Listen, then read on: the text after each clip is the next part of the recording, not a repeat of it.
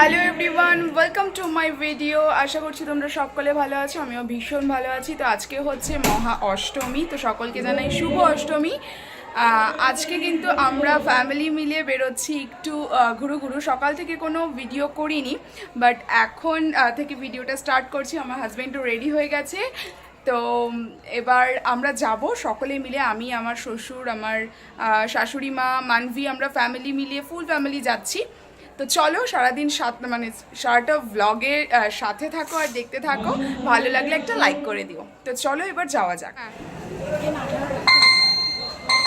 10টি ফুচকা খেয়েছে।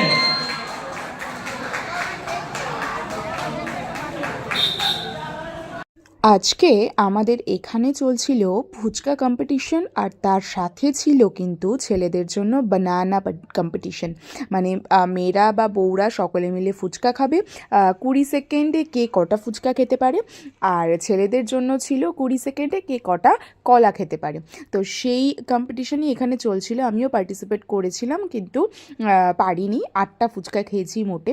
তো তারপর দেখো এখন আমরা কিন্তু সকলেই রেডি হয়ে গেছি, এদিকে মানবিও আজকে রেডি হয়ে গেছে। তো আজকে সকলে মিলে আমরা বেরোচ্ছি টোটো করে আশেপাশে যে কটা ঠাকুর হয়েছে সেগুলো দেখতে। দুর্গাপুজোর এই অষ্টমীর দিনটা আসলে একটা কথা ভীষণভাবে মনে পড়ে। যখন আমি ছোট ছিলাম, ছোট বলতে ওই ক্লাস 9-10-এ পড়ি, তখন এই অষ্টমীর দিনকে পাড়ার মণ্ডপে কিন্তু বসে থাকতাম একদম আগ্রহসহ যে কখন মাঝরাত হবে আর দুর্গা ঠাকুরের সামনে একটা বড় প্রদীপ জ্বালানো হবে, সাথে একটা পদ্মফুল ফোটানো হবে। এটা কিন্তু প্রত্যেক বছর ধরাবাঁধা ছিল। বিয়ে হয়ে আসার পর থেকে এটা আর করে হওয়া ওঠে না। মানে রাত্রিবেলা নয় ঠাকুর দেখতে বেরোই, নতুবা বাড়িতে এসে ঘুমিয়ে পড়া হয়, মণ্ডপে গিয়ে কিন্তু এই জিনিসটা করা হয় না। কিন্তু বিয়ের আগে যখন পাড়ায় বসে থাকতাম বা মণ্ডপে থাকতাম, তখন কিন্তু এই জিনিসটা করা হতো, আর সেই জিনিসটাকে এখন খুব মিস করা হয়। তো যাই হোক, দেখতে পাচ্ছ যে এখন কিন্তু আমরা বেরিয়ে পড়েছি, আর এই যে যারা টাটা দিচ্ছে তারা প্রত্যেকে আমার স্টুডেন্ট। তো ওরা ঘুরে আসলো মোটে, আর আমরা বেরোলাম। তো সেই কারণে এখন ওরা বললো যে টাটা, তোমরা ঘুরতে যাও আর আমরা ঘুরে আসলাম। তো আমরা কিন্তু বেরিয়ে পড়েছি, দেখা যাক কত দূর যেতে পারি আর কি কি ঠাকুর দেখতে পারি। তোমাদের সাথে তো সবটাই শেয়ার করব। আর আমাদের ঠিক বাড়ির পাশেই একটা পুজো হয়েছিল, যেটা দেখতে পাচ্ছ তোমরা এখন প্যান্ডেলটা, এটা হচ্ছে 75তম ওদের প্যান্ডেল, ওদের 75তম পুজো এটা। তো সেই কারণে একটু বড়সড় করেই করা হয়েছে। তো চলো এবার একটু যাওয়া যাক দূরের দিকে। আমাদের বাড়িটা ঠিক যেখানে, তার আশেপাশে অনেক ধরনের পুজো হয়, মানে অনেক কটা পুজো হয়, কিন্তু সেই রকমভাবে বড়সড় কোনো থিমের ওপর ভিত্তি করে প্যান্ডেল করা বা থিমের ওপর ভিত্তি করে কোনো ঠাকুর তৈরি করা, সেই রকম কোনো বড়সড় পুজো হয় না। সেই সব পুজো দেখতে গেলে আমাদেরকে একটু বাইকে করে বা টোটো করে একটু দূরেই যেতে হয়। তো সেটারই উদ্দেশ্যে আজকে বেরিয়েছি। তো চলো দেখা যাক, জানি না কতক্ষণ লাইনে দাঁড়িয়ে দেখতে পারবো সব কটা ঠাকুর, কারণ শ্বশুরমশাই একদমই লাইনে দাঁড়িয়ে বা ভিড় ঠেলে ঠাকুর দেখা পছন্দ করেন না। উনি টোটোতে ওঠার আগেই বলে দিয়েছেন যে তোরা যাবি গিয়ে ঠাকুর দেখবি, আমি কিন্তু টোটোতেই বসে থাকবো। তো যাই হোক, দেখি তাহলে কটা দেখতে পারি। তো সবার ফার্স্ট আজকে চলে এসেছি এখানে, দেখো শিব ঠাকুরের মূর্তি দিয়ে খুব সুন্দরভাবে প্যান্ডেলটা করেছিল। তো চলো এবার একটু ভেতরে এন্ট্রি নেওয়া যাক। পুজোতে ঠাকুর দেখতে যাওয়া মানে নানান রকমের পোজ দিয়ে ফটো তোলা, আর তার সাথে হচ্ছে পেট পুজো। পেট পুজো বলতে রেস্টুরেন্টে দাঁড়িয়ে খাওয়া দাওয়ার মতো সময় অত আমাদের হাতে নেই, কারণ ইয়ার লম্বা লাইন দিয়ে দাঁড়িয়ে তারপর কতক্ষণে টেবিল পাবো, কতক্ষণে খাবার আসবে, তারপরে সেটাকে খাওয়া, এতক্ষণ সময় দিতে পারবো না, অধৈর্য হয়ে যাই।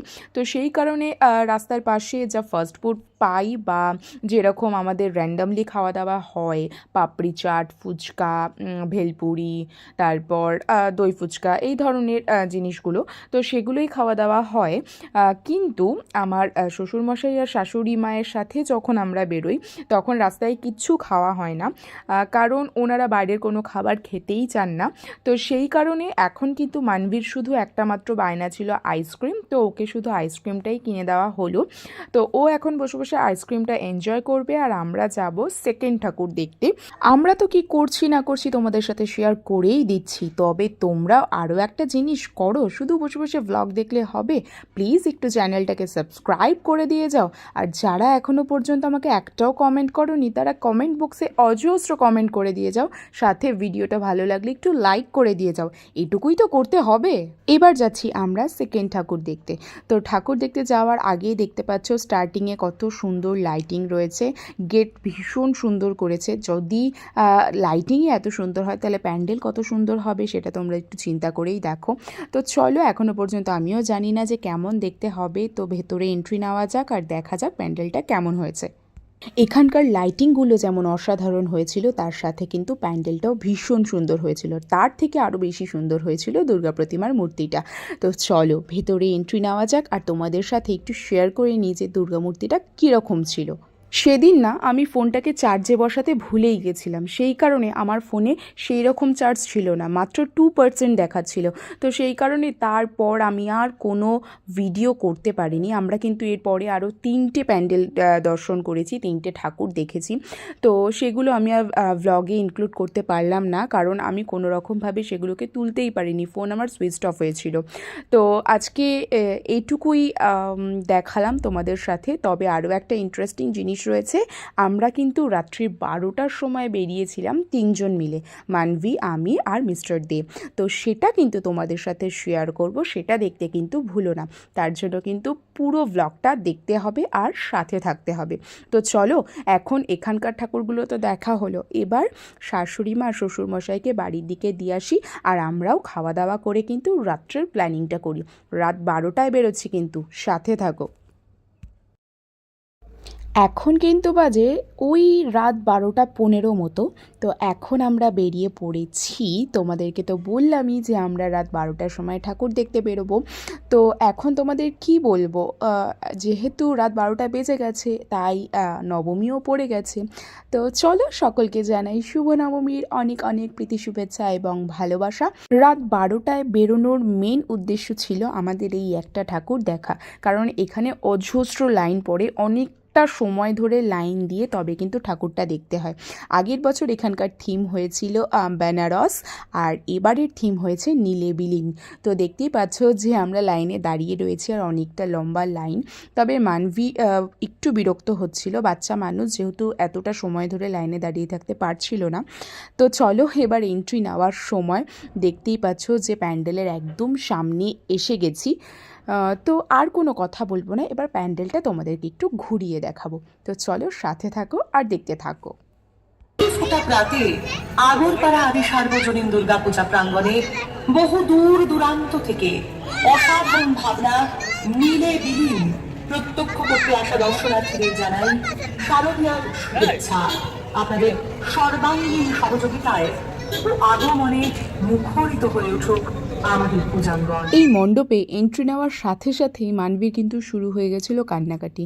আসলে বাচ্চা মানুষ তো, ও এতটা রাত হয়ে গেছিলো আর জেগে থাকতে পারছিল না। কিন্তু এদিকে যখন আমরা বেরোচ্ছিলাম তখন ওকে বারবার বলা হলো যে মাম্মা তুমি বাড়িতে থাকো, ঠাম্মুর সাথে ঘুমিয়ে পড়ো। কিন্তু ও আমাদের সাথে ঘুরতে যাবে, যেহেতু শুনেছে যে আমরা ঘুরতে যাব, ঠাকুর দেখতে যাব, তো ও বায়না করলো, তো ওকে নিয়ে আসলাম। কিন্তু এখন আর ও পারছে না, তো সেই কারণে শুধুমাত্র এই ঠাকুরটা দেখেই আমরা কিন্তু এবার বাড়ির দিকে রওনা হব। আর তোমাদের সাথে তো শেয়ার করলামই যে পুরো প্যান্ডেলটা কী ধরনের হয়েছিল। পুরোটা থিমেই ছিল বুদ্ধ, চারিদিকে বুদ্ধেরই সব জীবন কাহিনী সমস্ত কিছু ছিল। তো এখানকার মূর্তিটাও একটু দেখে নাও, এটা হচ্ছে দুর্গা ঠাকুরের এমনি সাজিয়ে রাখার জন্য মূর্তি, আর পাশে একটা ছোট্ট মূর্তি ছিল যেটাকে ওনারা পুজো করেছেন। তো চলো, এখন তো অনেক ঠাকুর দেখা হলো, এবার বাড়ির দিকে যাওয়া যাক, কারণ মানভীর প্রচণ্ড ঘুম পেয়েছে। তো চলো, আজকের ব্লগটা কেমন লাগলো কমেন্টে একটু জানিও, আর যদি ভালো লেগে থাকে প্লিজ একটা লাইক কমেন্ট করে যেও, আর তার সাথে যারা নতুন আছো তারা প্লিজ আমার চ্যানেলটাকে একটু সাবস্ক্রাইব করে যেও। তো চলো, টাটা। তোরা কি করিস রে রাত্রিবেলা?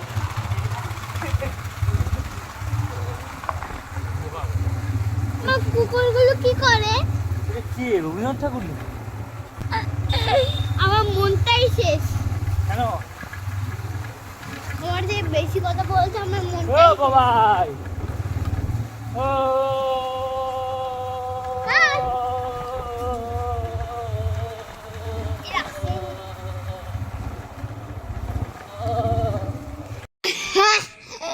বিরোধ উঠছে।